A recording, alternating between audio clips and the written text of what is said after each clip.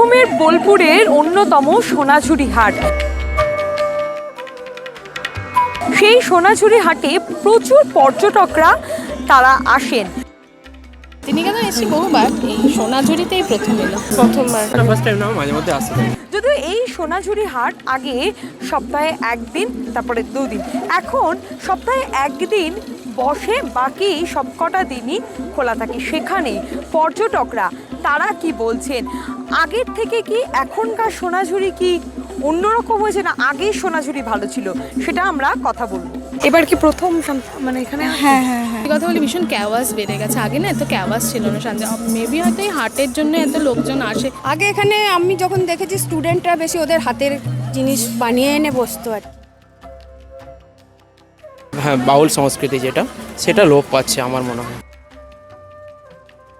আগের থেকে অনেকটাই জমজমাট হয়েছে এই সোনাঝুরি হাট। যারা পর্যটকরা তারা বলছে যেটার জন্য এখানকার বাঙালি সংস্কৃতি, যেখানে বলা হতো এই সোনাঝুরি হাটকে যে বাউল শিল্পী হাট, সেখান থেকে যারা শিল্পীরা তারা বলছেন কোথাও গিয়ে যে সেই পুরনো হস্তশিল্প, সেই পুরনো বাউল শিল্পী, সেটা কোথাও গিয়ে হারাচ্ছে, এমনটাই জানাচ্ছেন এখানকার যারা পুরনো শিল্পীরা ছিলেন তারা। বক্তব্য হচ্ছে এই শান্তিনিকেতনে এই বাউল গান, সেটা কি হারিয়ে যাচ্ছে?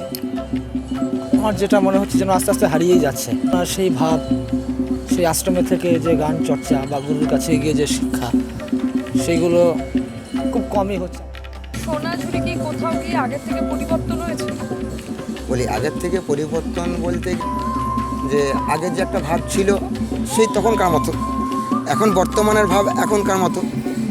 হিন্দুর বলে ভগবান